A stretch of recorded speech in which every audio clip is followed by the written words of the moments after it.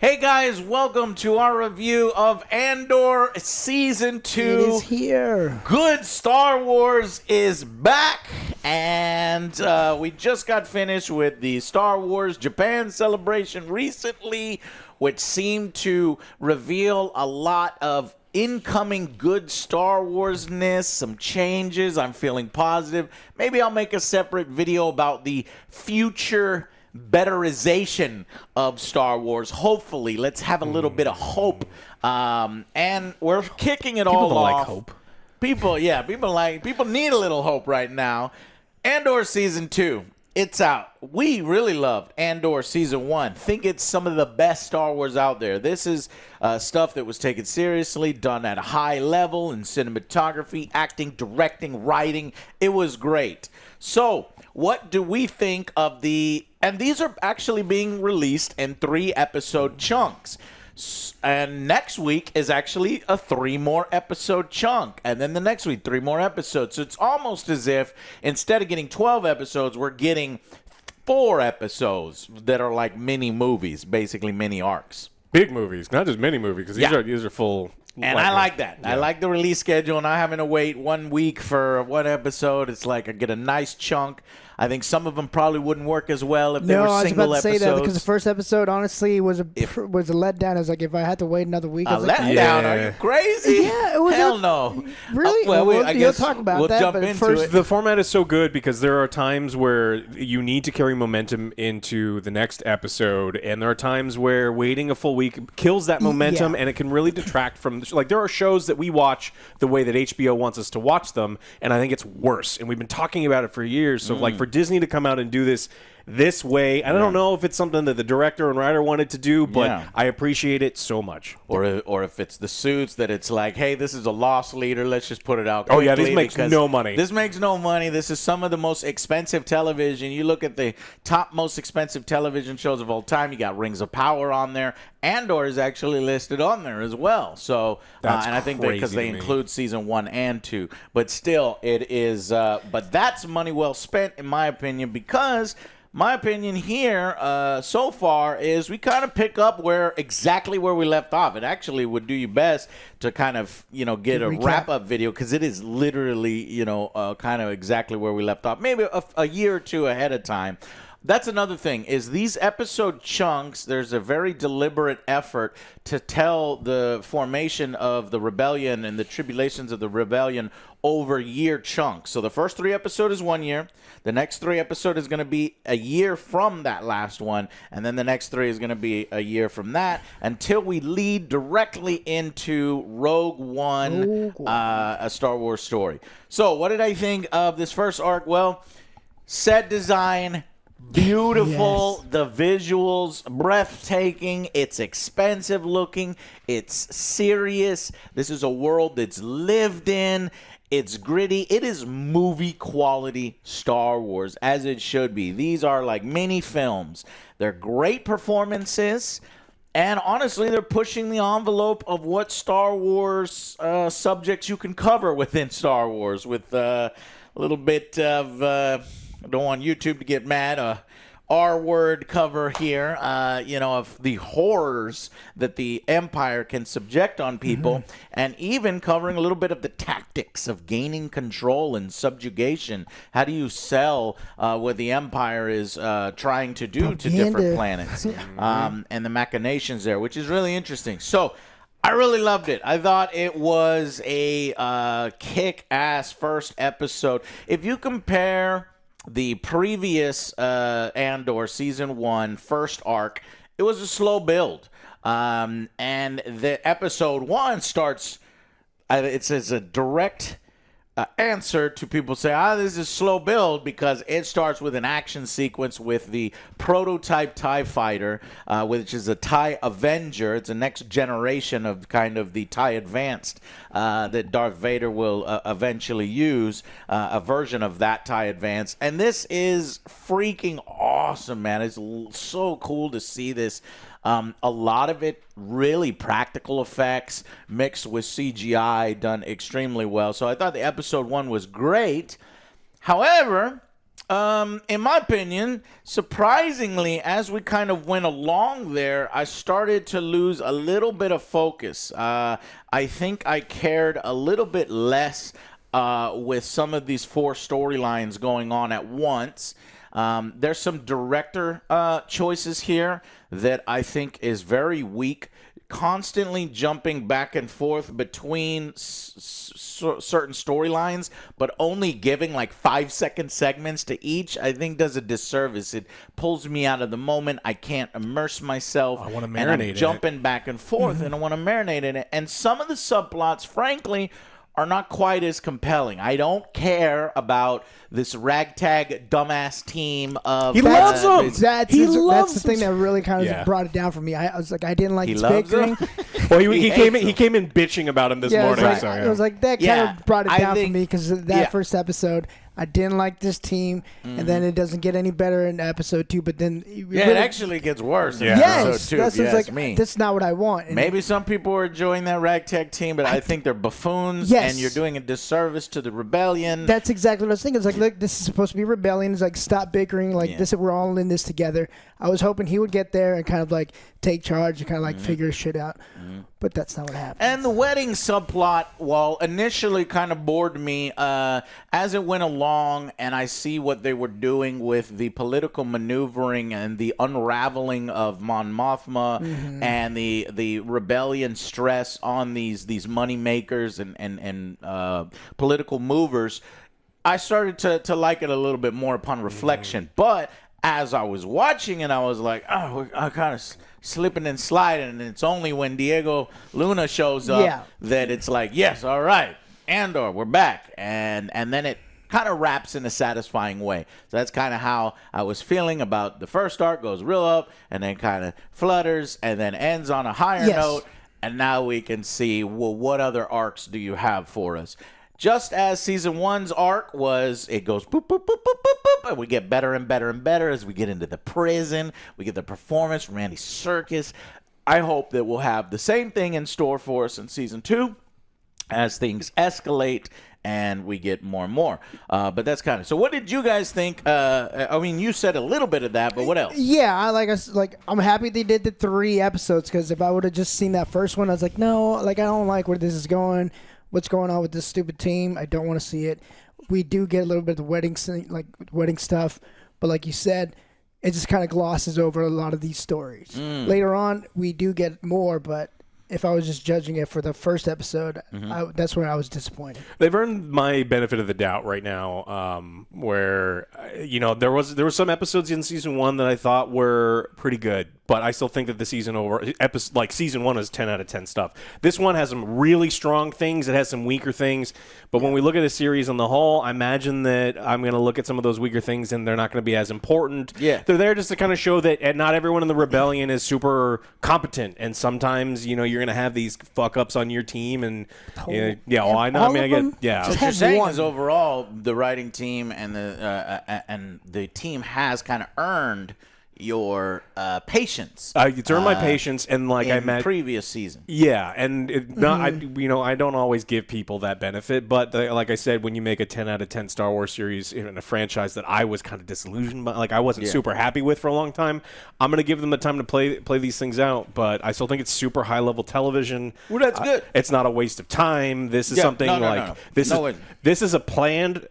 The issue with Star Wars. We're talking within the upper echelon. Yeah, we're talking super high level TV, like some of the things that I want to sit down and I want to watch. It's not, sometimes we watch things. It's like, all right, fine, I'll watch this. But it's like this is like yes, I was counting down when this was going to come out. So. Yeah, and so when you're enjoying it so much, and when it is on the higher level, and you see you have some nitpicks, those nitpicks become a little bigger and maybe kind of take over the narrative. But it's all still done at an extremely high level. The performances, the acting, the writing, the cinematography, the set designs. Like I said, everything. Honestly, if it were up to me, I would like to see Gilroy continue to do Star Wars stuff. Give him his own Star Wars stuff, maybe a brand new story that we can get away from all this stuff. I know Star Wars Starfighter is already being handled by Zach Levy. Sean Levy. But I would like to see Gilroy get something because I'm really enjoying it, and I agree with Alex. While maybe this initial narrative, there's components of it that aren't quite as compelling. Maybe they do need to be there as they set up other things that will happen in later arcs, thus enriching the first arc and planting the seeds. So I'm willing to be patient. I am surprised that Joe, pushback. The first episode was disappointing. Hell no. For me, it went from higher to lower to then, all right, we finished on a good one. That's finished on I'm going up. It was like that. Going up. So we'll see. Scores? Scores, yeah. I don't think we can talk any more about it without super spoilers. Everybody's doing good performances. Luthen is back. Mon Mothma is actually becoming one of my favorite characters. I never would have thought in the past, looking at Mon Mothma and her 5 seconds of screen time here and there, that she would have a compelling she story nails to it, say. every and time. that Great actress. Nails it. Yes. Yeah, go ahead. We're doing the score. Final for all score three. for all three. Oh, good point. Because like I said, mine Yeah, since they're I'm gonna in the breakdown we'll give individual scores to the 3, but let's call it chapter 1. Chapter 1, I'm gonna give the 7. It's going in the right direction. It did lose some steam because again, some of these stories, like you said, I do want to spend more time. I do like whenever, I don't like it, but it was like fucking intense with the third episode. Okay. With the Empire. We do have a character death, so this series isn't afraid to play. It's tough because we have an end point for all these characters. And Star Wars, I've noticed, plays in that area a lot where the audience knows where it ends up, but the characters within the content doesn't know. And that's kind of harder and higher level stuff. But thankfully, there are supporting characters that you can play with to give that tension, and we do have an impactful death here. Yeah, and again, with the dumb group, they split up and they start fighting each other, and then he actually just takes off. Are we going to see them again? Because I hope not. Yes. I don't like. I just want them to be obliterated by the empires and replaced with smarter people. It does serve to provide some action, so I appreciate some of the action shots. But I don't like the ragtag crew. You don't care. It almost reminds me them. of the Snow White bandits. No, yeah. Yeah, it's like what's their purpose? Yeah. Like it would just there's a purpose, and I'll get there. I'm hoping, but at the same time, it just kind of felt like a waste of time. It could have been handled a little bit better on that aspect. We'll put them on We'll put them on the front lines when we fight the Empire. They go first. Yeah. The Vanguard. Beaches. We're the Vanguard, right? It's like, something like that. I'm going to go with an 8. I think it's still a strong opening. It's something that it's still high-level television. And like I said, there's some parts that I don't like, but again, hopefully these are the things. Like, it's hard to judge these television shows as we're going through them. Yeah. Don't take these scores too. Yeah, because there was times where I gave Andor season 1. I probably gave an episode in there a 7, maybe, or an 8, and I finished on a 10 overall. And it's like, but in this first arc, I'm still liking it. It feels like the same. I was terrified when the series was announced because it was like, maybe we don't need a season 2 because I was worried that there'd be diminishment, and we'll see. Yeah, I was initially at a 7, actually, so I'm happy with Joe because we end up at the same spot. However, I reflected on it a little more. I had some time this morning to rewind Andor Season 1, Chapter 1, those 3 episodes, and kind of contrast and compare. I love Diego's performance in the current. Didn't care so much about the flashbacks with him. Felt that was a little weaker stuff. And there was actually surprising. I just remember it building up and having a really great conclusion, but not that much action, surprisingly. Here, the action is constant. You're getting the heist at the beginning of the advanced prototype. You're getting the bumbling idiots on this planet, which, I don't like them, but I do like the action. And then you get sort of Andor's triumphant kind of return here, and some action there and some bits there that are good, and then some payoffs and a cliffhanger. So I think I'm going to go with, in retrospect and with greater appreciation and more thought time, 8 out of 10 on Chapter 1. We'll see if that goes up or down as we go into further chapters. But I think we pretty much covered that on the surface level. So now let's jump into the breakdown, spoiler section.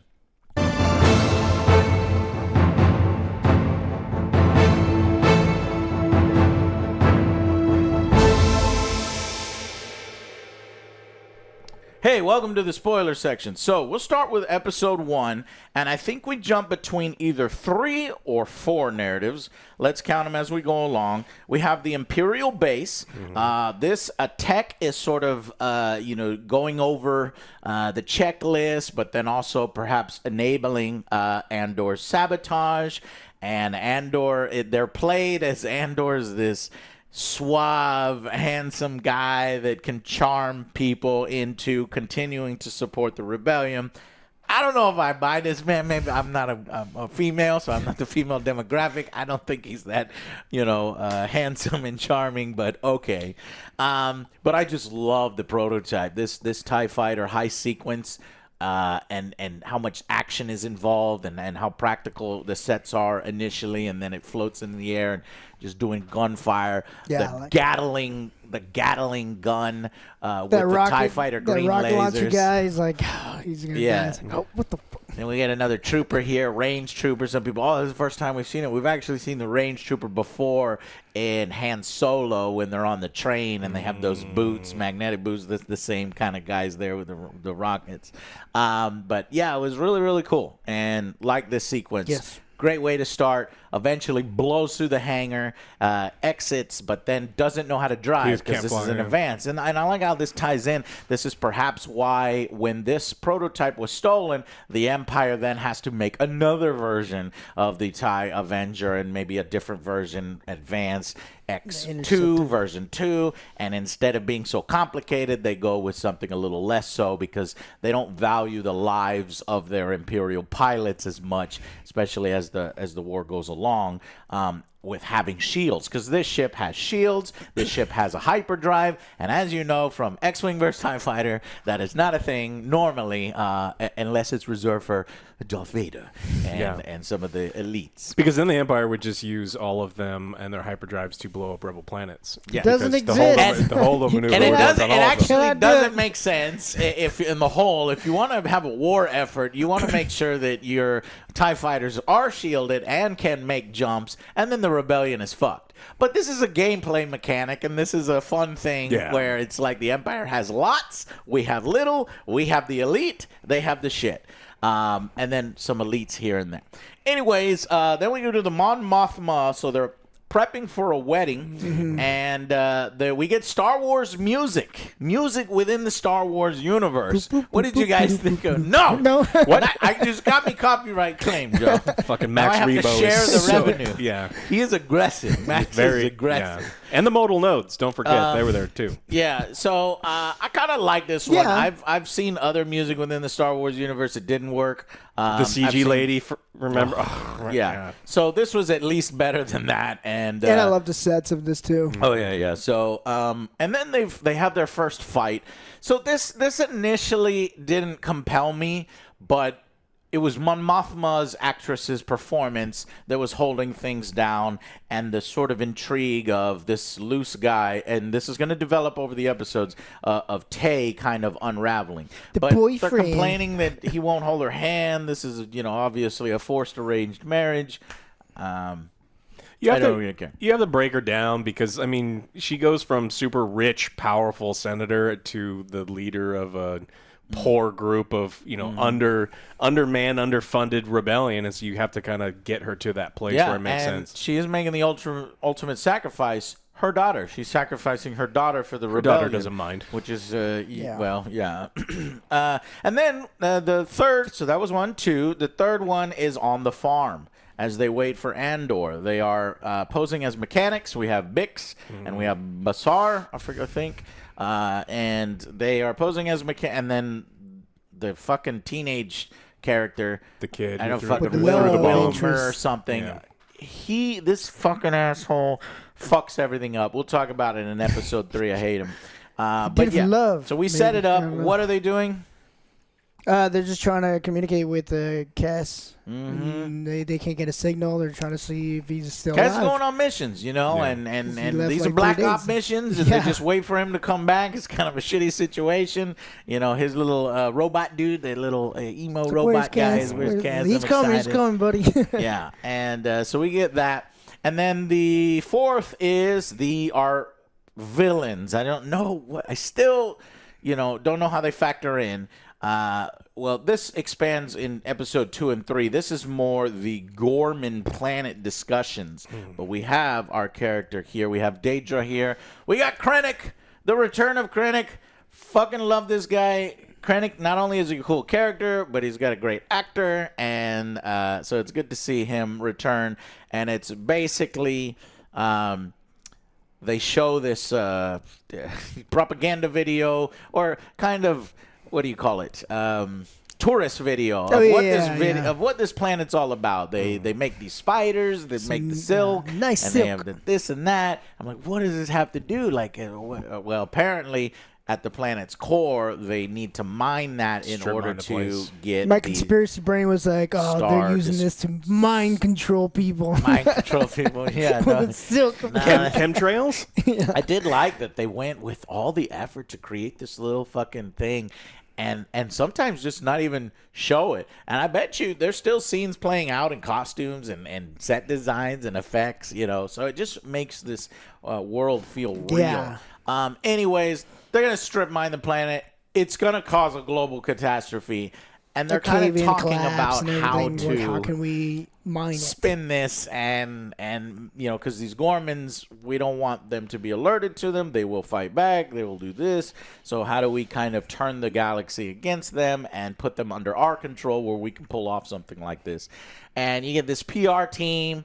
They're genius. Natural disasters. They all these things are kind of turning the narrative and then putting all this propaganda out there. And it's like, this is effective. This is kind of mirrors real time what's happening in current times, and it's probably even worse in Star Wars times. But eventually he's like, yeah, I get it, right? And I think that would work, but Daedra makes a good point that it's like, eventually your propaganda, it can only go so far. If you're talking about destroying a planet in order to harvest its resources, you're going to need something more.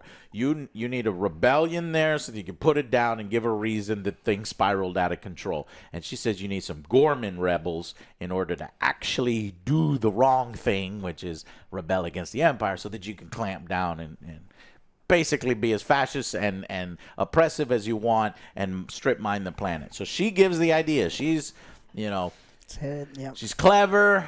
I don't think she realizes how much damage she's doing in the galaxy, but she is doing her feeling job. important. Yeah. And we move on to Andor, back in his story, after he has collected this advanced TIE fighter and stolen it and is going to deliver it to the rebellion, he has a stop to make where he makes the transfer to another rebel pilot. However, he lands on this planet at the meeting point, but a local group has just so happened to also be there, and they have taken over the drop point, and eventually this, ragtag group of rebels fight each other. Rebels. They're not rebels. They're just so idiots. Annoying and talking to their fucking bumbling morons, and they fight each other. And it's well filmed. It's well shot. And I hate it. And there was one moment, I don't hate it. I did. I just find it annoying. There are two types of characters for me, right? Like the old adage is, I don't care if a character don't focus on characters being good or bad. Some characters are interesting and some are tedious, and these were tedious. I didn't want them there, and I don't find them interesting at all. More in episode 2. Like that's why I'm saying initially I was like, I don't know, okay, this is gonna become a problem, and it does become a problem. But they're already annoying in the first. It does. He's like, oh, we have you surrounded. He's like, yeah, we have 15 men. Don't tell him we have 15 men. It's like, why are you doing this? You're stepping over my lines. You're doing this. It's like these are really. Like, but the rebellion doesn't always bring the best. I didn't know if it was supposed to be for comedic humor. I get it. The comedy didn't work for me. If that's what they were going for. Yeah. I don't know. Yeah, and the ragtag. I even hated their outfits and how each one of them looked. Your mom dresses you funny. And I saw in the concept art in Andor Declassified or something, this 10-minute thing that Disney uploaded. There's a concept art of what these rebels look like, and they look way cooler. Like they're actual, rebels, and it's like, man, and it kind of sucks that you'd get some of this lost in transition. And I think if they had gone with that look, it could have helped soften the blow. It could have, but I think they played up the bumbling a little too much, and it should have been more about the broken chain of command. Now, that's alluded to because they say their leader's dead. No, she's not dead. Yes, she is dead. And they play with that, but it needed to be a little bit more like that. And these guys are competent. They know, they're rebel guerrilla fighters, but maybe the point is made, not every group of rebels is as well equipped, and this is the point, that they're unprepared for this and they're just a bunch of kids. I get it, and you may like it, but I found it a little annoying. Yeah, I did, because I didn't want this comedy or whatever it was in the Andor, because for me it's more of a serious take, and I wanted that to continue.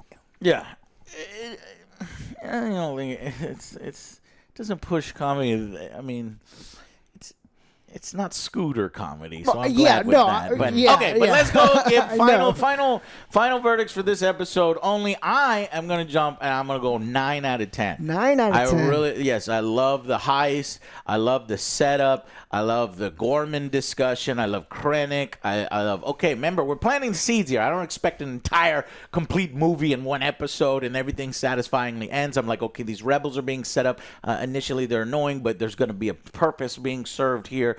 And there's even action there, and just civil war is happening right away. Like, everything is good for me, and so I'm gonna go. I'll go 8. I think it started really, really strong for me, and there was a little bit of a dip, but I have the same expectations. I wasn't expecting to get a complete resolution in the first episode, so still strong. Yeah, 7. Okay, episode 2.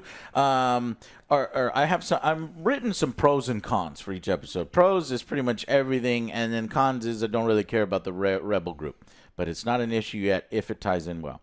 Episode 2, the groups are looking for a body. So we start with the rebel group. They're like, "Where's that lady?" Because they get into a conflict. Fight, yeah. So say that one more time, and it's the chick in the dude's face. And I actually didn't expect the motherfucker to shoot the chick. And I'm like, these guys are dangerous and idiots. Just kill each other off, please. But in this episode, they're looking for the body. I was thinking that was going to happen. Like, everyone's just going to shoot each other. And Diego's just going to, lie down and then get up. Yeah. Everyone's dead. And he's like, okay, now you can leave. Nice, now we move. Yeah, but let's move on. the point of it is revealed at the end of this episode. We'll get there. Animals apparently took the body, and then we get a really bad leg with no blood. I don't even know. It's like, what is that, a robot leg or something? There's no bone. There's no blood. How did they do that? It's a vampire. I guess I need to rewatch it and see what's the top surface of the leg. I don't know. Dark. Bugs got to it. But yeah, it was those little runners and those essentially wild hogs kind of thing. Anyways, they're firing at each other. One group has a bunch of food. The other group doesn't have the food, but they have the TIE fighter. They take over the TIE fighter while the other group has the crashed ship. They've got wet food, dry food, and they need to, Diego's like, oh my God, these fucking people. What? He was the audience. Yeah. He was the audience, right. And he's like, you need to set up a perimeter at the very least. Oh, yeah, I was going to do that. And he's like, oh, you fucking. And they're trying to. And meanwhile, the other group is a little smarter because I was saying to myself, earlier they showed this thing where the group, when they were inspecting the TIE Avenger, they accidentally fire and it goes, and it's like a bunch of fucking guns and destruction. And I'm like, okay. And then later they split up and hate each other. Well, the one group with the TIE fighter shoot the fucking ship. Thankfully, Script Doctor came in and said, let's do this. But it makes sense because it's not immediately pointing at their ship, so they have to find a way to drag the fucking ship so that it points the gun barrels down and it will hit them. So I like that little, that little subplot there. And Andor's, like, guys, you need to do something because they will kill us if they finish turning it. And so they attack right there at that moment through the fog. And eventually later, they shout at each other. Hey, what are you doing? Blah, blah, blah, blah. They're having a conversation. They're at a stalemate, and eventually they drop a challenge. So apparently in their fucking culture, they have a Rochambeau. They fucking come together. They put their guns down. I'm like, okay, here's how you're going to keep me involved. The two leaders are going to fucking fight. Do something. Something cool. But no. They put all their weapons down, and then they fucking play rock, paper, scissors. And then it has to be the what Goonies. is this? What is this? What is this? Okay, I see what you're saying now, Joe. It's gratuitous. This is why in episode 2 it became a problem for me. It's gratuitous incompetence. Like every war movie we've ever seen, they show the new recruit that doesn't know what the fuck he's doing. He has to be put under the sergeant, who's a hard ass who teaches him how to do things. Yes. But it's a short scene, but it gets the point across. Exactly. This, he tells you the point, and then he tells you it again, and then he continues to show it. It's like, this is not what I want to see personally. And every character is the idiot. Yeah. character. Yes. And it's not just one or two that are in charge. It's all of the characters. And it is like, there's no better word that I can think of than gratuitous, and I didn't want to be there. But thankfully, Andor, the only competent one, and he has earned his competency because he's been going on missions. He's a grizzled veteran at this point, doing the dangerous stuff. He takes this opportunity to get a gun, knock the dude out, and run towards the TIE fighter.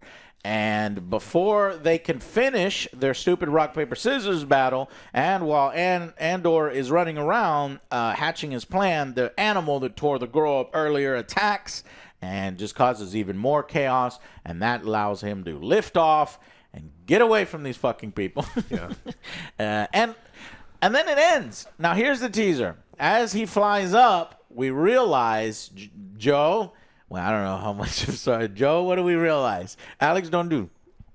What do you mean? Whenever he takes off? The basically, you're supposed to notice where they were. Where were they? They tell you later, right? I don't know if they come out and say it, but it's Yavin 4. Yeah. It is where the rebel base ends up. So initially, this is a planet that, is a side planet, and I guess what they're going to imply later on is they're like, we don't need to leave the planet, let's actually stay here. Or if they leave, that planet was a good hideout planet, let's go back there. And then that forms the Rebel HQ. So they were on the Rebel HQ, but I hope they're and not this there. is the early, they're kind of implying when the rebels were the caveman. The caveman rebels are idiots. Unga bunga. Yes. So I hate that.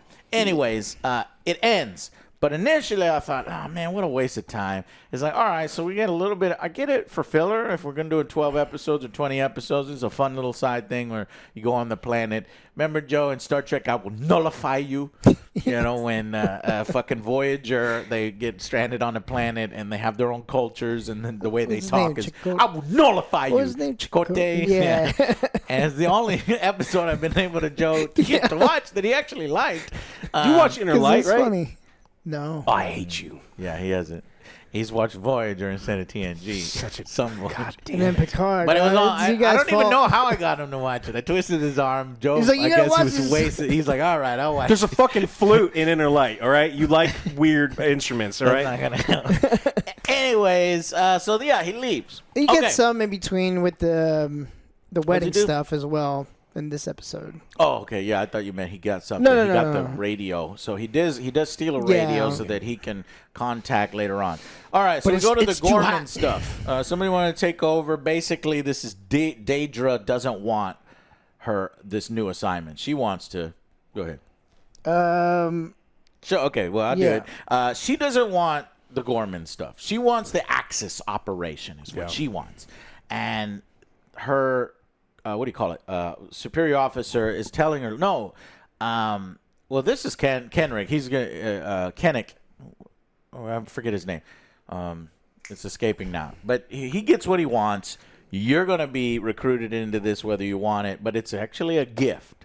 And so take it. And she's like more concerned about the rebels. So there's a little seeds there. But anyways, Daedra is eventually joined by Cyril. Yeah. And they are concerned about something. They're like, oh my God, tomorrow, can we cancel? Is there something we could do? You No, knew we what can't. was coming immediately. We can't do it. And I'm like, I'm curious, what is this? But and that they leave that open there. And then back on the farm, they tried to reach out to Bix from the party, or not on the farm, at the party, they're like, hey, we've not been able to get into contact with anybody.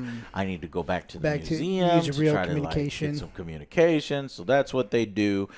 Meanwhile, Tay is a huge mess here. This is a financial backer of the rebellion, but now he is in financial trouble and losing things, loses his wife, and is becoming a loose end, is even starting in episode 3 to use the word rebellion out loud, and he's leaving, and he's coming and going, and he's talking, he's drinking too schmoozing much. up with a guy who is closer to the Imperials than he is with there's tension here, and it's like, is Mon Mothma going to be able to control this guy? She says, well, I'm going to have a meeting with him in a week. We're going to talk about things, and it's tension filled. So this was all right. Back on the farm, they're worried that the Empire is going to check in. The Empire is getting closer and closer. They see a ship coming, blocking communications, so they cannot get a hold of Andor. Meanwhile, they're checking the 400 block, the 500 block, the 600 block, etc. And they're like, by the time they get to us, this is going to be a problem because we are illegals. We're undocumented. We ain't got no passports. Yeah. We work hard in the fields. Don't matter. If motherfuckers don't want to harvest watermelons, we'll do it, and we do it better. But no. So eventually, we also get the subplot with Willman is the kid's name, and he has a little girl that's interested in him that walks all the way and gives them the water. And I'm like, you don't really care about that. No, I don't care. Yeah, please don't do this. I'm like, you're wasting my time. But they do it. They do it. They do it. And then the patrol shows up just then, and you got this creepy lieutenant who's like trying to pick up on Bix, and he's like kind of expressing his interest. He's like, oh, your husband, where's? Oh, yeah, my husband's gone, but he'll be back. And it's like, well, so that this is gonna unfold. Credits. Yeah, we could do that. Mm-hmm. Back with Cyril, the Bureau of Standards. He's really taking his job seriously.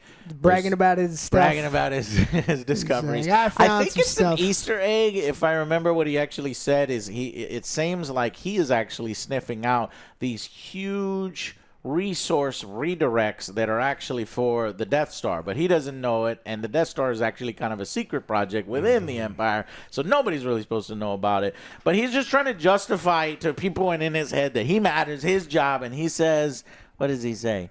There's a future here for those who dare. It's like, shut up. And he goes home, and his mom yells at him. Like, all right, nerd. Yeah. You get a little bit of power. You let it get to the head. Power and a girlfriend. Then when we go back, because it jumps back and forth, right? When we go back to the party, now they're on a random excursion in the beauty of nature. I like the shots. The hike. Yeah. It's like, climbing a a mountain. wedding hike. But at this point, guys, I'm losing interest. Yes. It was at that point I wrote down losing interest. Then Tay is back. Suddenly he had left, and now he's back. And Tay mentions the risk that he took on. He's like, look, I don't feel appreciated here. I need some money. Somebody give me some money, or I'm gonna fucking tell people. I'm losing it. And he tries to put pressure on Mon Mothma. And initially she thought she could handle it, but now when she mentions to Luthen, he's like, this is not being handled right. Yeah. Or no, this is the initial setup where she thinks she can handle it, and then later on it's okay. So I just feel like in this episode we're jumping around too much between the stories is what I wrote down. Yeah, what do you guys? I'm doing rating, right? Yeah. Okay, I'm going to give this one a 6. We're jumping around a little bit too much, and again, not my favorite part. I'm glad we're done with them. Let's please not see that. We did wrap that those squad guys up. again. We're going to see them again, not but that hopefully squad. they won't factor too much. All the competent ones are dead. That they got monster, eaten. that monster took them out. Yeah. Yeah, I think 6. I think it's a fine show, but there's just too much stuff in here that wasn't gelling. What'd you say, Joe? Yours? 6. 6? Okay. I wrote down 5. I guess I really didn't like it. But upon reflection and some of the stronger elements, I'm going to end on a 6. Luthien learns of Tay. He can't let this stand. He realizes, I like this. Mon Mothma's husband also gives this speech as well. I was trying to look for more meaning in his speech. And the whole episode is meant to show the political machinations of how the rebellion is fragile, there's and gonna how be it's pain. barely holding together, and how there's going to be pain, but you have to look for the joy. And so, I mean, like, she's taking the second meaning is like she knows she's gonna have to sacrifice pretty much everything, but it's being held together by threads, and people being silent, and people are starting to not be silent. But I did notice that it was jumping around too much between 4 storylines, and I counted it. I started counting because it was getting annoying. Some don't even stay on one of them for more than 20 seconds. There's even one that's like 10 seconds. It's like, come on, like you have to see 5 then. All right.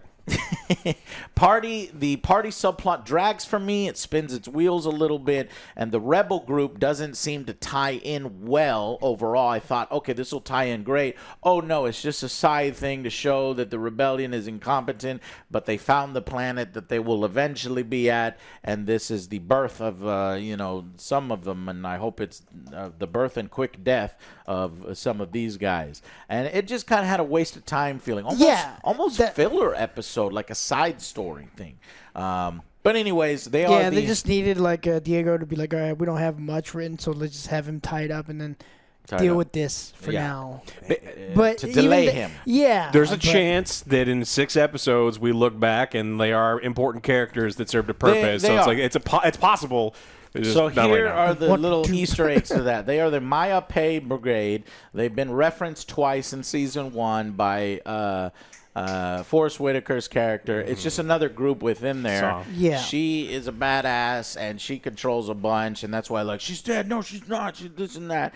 And she probably did. But what happened in this is more fascinating in the background that we didn't get to see, because one of the people I rewinded, and he's like, we lost 6 ships, 40 fighters. I was like, fuck, let me see that battle. Yeah, like I thought that he was going to have a conversation. Like, oh, these people's like, this is what happened. Because he's like, oh, it's been you guys have been stuck here for 2 days because it's not. I left 3 days ago. And whether she's alive or dead. Yeah, they could have like come to a realization. It's like, oh, okay, this guy's on the same team.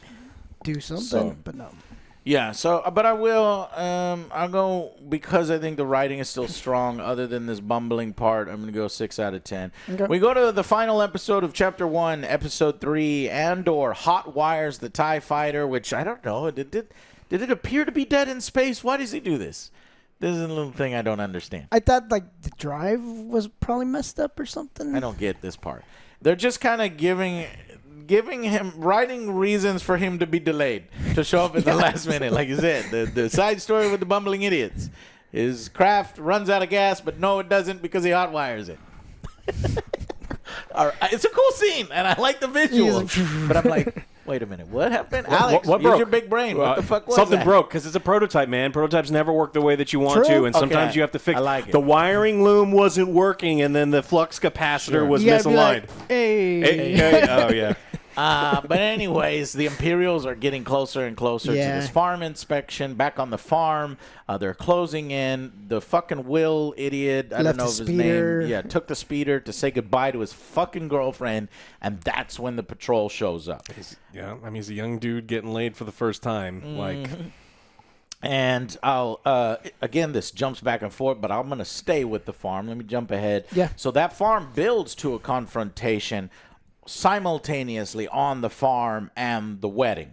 But before then, the officer has time to go in to Bix, and he says, I know you're illegal, and I want some favors, essentially. And this is the scene that Star Wars really hasn't broached yet, but they do it here, and some people are nervous about this being in Star Wars. Some people say this is inappropriate for Star Wars. I don't want to see this depicted, but I think it makes sense in Andor. It works in Andor. When you're taking Star Wars seriously, and you have to, this probably happens in this galaxy, especially with the Empire. Some evil people out there, The power serves them. The laws serve them. They don't serve the people. They serve the Empire. We've had, the lack of a better word, sex slaves in Star Wars since the very beginning. Oh, yeah, that's true. I don't want them to ever glorify it or make it part of the main storyline, but its inclusion to me wasn't all that shocking. This is a mature show. This isn't fucking... If it's in Skeleton Crew, I'll be there with the picket line going, hell's going on? Maybe It's this kids show. Maybe we this don't doesn't do work this. out. But like for Andor, I would just unclutch your pearls. Yeah, so as this officer is kind of forcing himself on the Bix, she like knocks the shit out of him, and it's like some fucking head trauma. She motherfucking kills this guy, which is good, and then he has a driver who notices some commotion going out. This interaction is crazy because she's like, he tried to up me, and his He's like, response well, you killed is like, him. he's dead, but still come out and I'm gonna fuck you up anyway, know. But luckily, I think it's who comes and saves her. The kid, I think, shows up with the blaster. Yeah, the kid shows up just in time as he was running the whole time because of the speed. He didn't have the speeder, and gets there just in time. But also, Yeah, because of the commotion at the stores. Like, hey, there's some trouble going on. We need to leave now. Because there was like those two guys like, oh, you're a traitor. You can't believe you did that. yeah. And then, But it's. go ahead. I think here's where initially I didn't notice it, but because I was rewatching it, I was like, oh shit, that's clever. Did you pick that up? What happens here, where the guy betrays him? Which guy? So The you're saying guy the with the white farmer, hair. Yes. the farmer guy, the white hair guy betrays Yes. Basar, but he doesn't. Yeah, that's what I was thinking. That's cool. Yeah, I was like, I don't. So think he initially I was just- like, what the fucking asshole? But then when I was rewatching, I was like, oh, duh, Basar. Because they were so friendly before. Yes. It's Basar basically saving that guy's life. He's like, I'm fucked, and I'm going to save your life. Oh, you fucking told on me, and if it weren't for you, so they're like, oh, okay, they're with the Empire, Yeah, that's what and it's they're like, no, don't collaborators. do that. Okay. So I thought that was really, and it's so well done that it tricked me the first time. yeah. So I was You like, dick! Oh, oh, he got me, wow. Yeah, then they hear that their Brazos captain or is whatever dead, his and name they is. start taking off over there, and guns blazing. Yeah. Okay. If one of you will talk about the Daedra and Cyril and his mom scene while I look up that guy's name. she puts her in. So Yeah. the mom is the mom, right? And she always is so sharp tongued and. Backhanded comments. But she wasn't having any of it, and so she kind of was just like, "Hey, I get it. You're 4 feet tall and you got to be fucking nasty to everybody, but I'm Yennefer, and I will put you in fucking. I'm your place." mommy now. Yeah. Yeah, it's like, I'm going to give him rights to call you a couple of times. You will have visitation rights, and that is it. It's like, I've looked into this story about your uncle. He is not what you said. He is a criminal. So I wouldn't be telling the story anymore. And while he's over there in his bed. Quit trying to make up shit to control he's your like, son. what's You're going full on? of shit. Yeah. I loved it. I love the dressing down of his mom, and she gets in line. The mom, then she's all happy afterwards and stuff. So I guess she needed some fucking structure. She just needed a blonde dummy mommy to tell her what's what. There you go. It's funny because I saw Great scene. I saw a movie with her, The Front Room. Really? Where she basically plays the same character, but she's The like mom? kind of racist, and then like she's like always talking down and just causing a mess. It's like, this is a weird ass fucking movie. That was her? Yeah, where she shits all over herself. Yeah. I was like, oh, That I'm was a her? baby. I'm a baby. Yeah, that movie ends terribly. It does. But her performance holds up. Yeah, that's her, that was her. That's crazy. I didn't know What a that was great reference. All right. Anyways, yeah, she shits in bed in order to exert control over. Yeah. Yeah. Yeah, she's like trying to control the sun. That's basically Yeah. what she's doing now. Not as extreme, but Yeah. Y'all keep going. I can't find this asshole's name. Oh yeah, so one that, that dies. happens. Brad. I'll keep going. I'll find The it. guy, the blue overall guy. Yeah, the guy who Brasso. Brasso. Yeah, he hits he smashes the dude in the head with the brick of the old lady in the season 1. He's the best. And Was the best. unfortunately, Was the best. I like it when Andor shows up. He shows up Yeah. in the fucking fighter. He notices there's a ship in orbit. This is why he cannot have contact, and something's going down. Goes straight down to the surface, and then uses this prototype fighter against the Empire themselves. I fucking love it. The fucking speeders are going. The transport speeders with soldiers in it, and they're like, "Oh, cool, we got some backup." Who called the backup? And then Nope.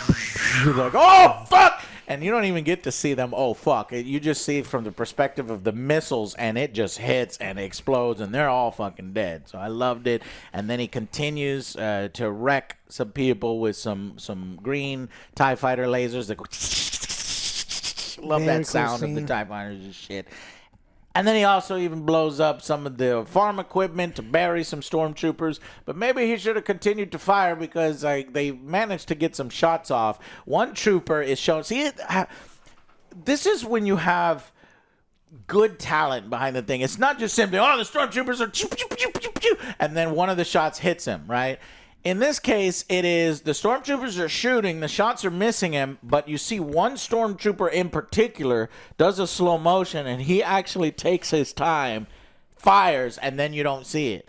And it's that kind of style and that kind of, interesting shots that makes movie making, that makes filmmaking, show making, Yeah, you know and what's going makes to happen. content You're more waiting compelling. for it. You're like, oh, no.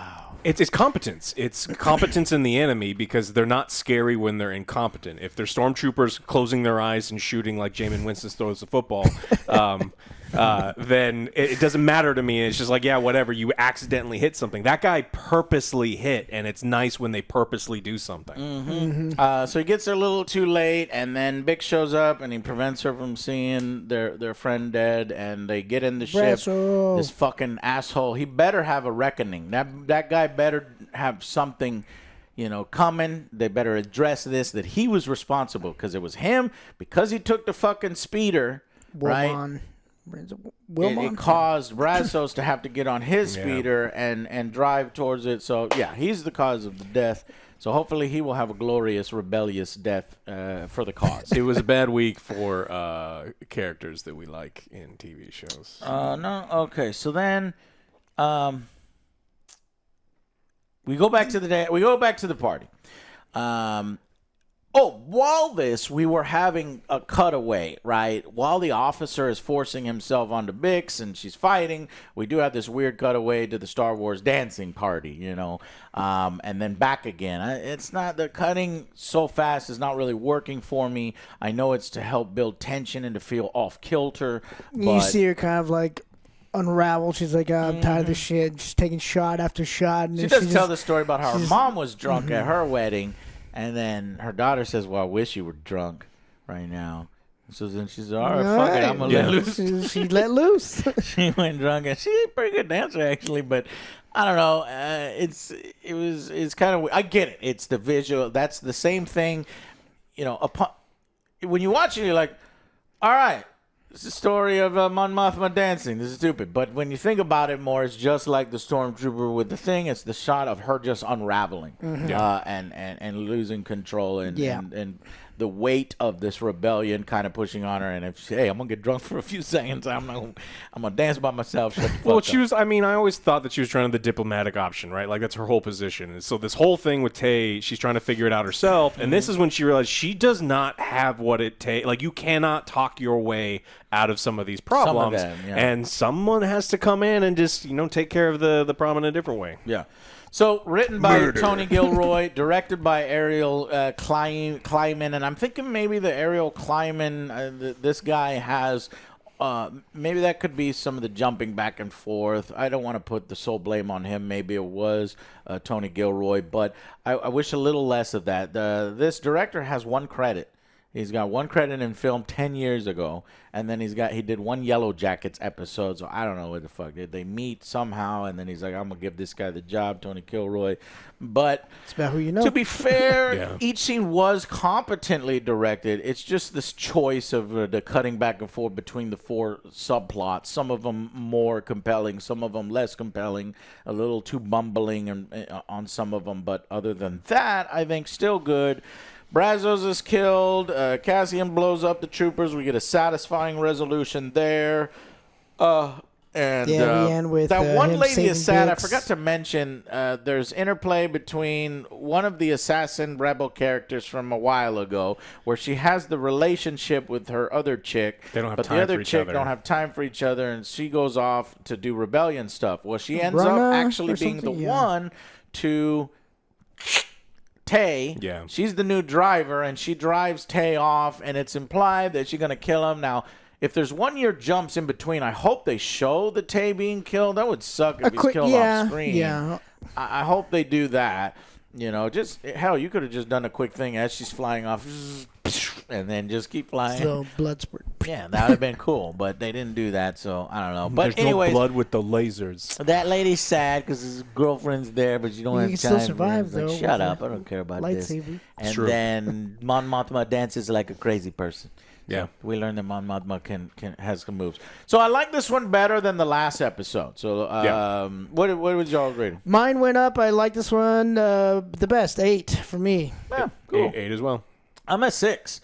I think initially, upon initial watch, it feels like we're kind of spinning wheels. I mean, we're planting seeds, and this could go up or down in the future. Yeah. And not much was happening except for when Andor shows up and kind of wraps it up. But I would just honestly, I'm happy we got away from the Toon Squad, but I do like the acting with the mom and Daedra.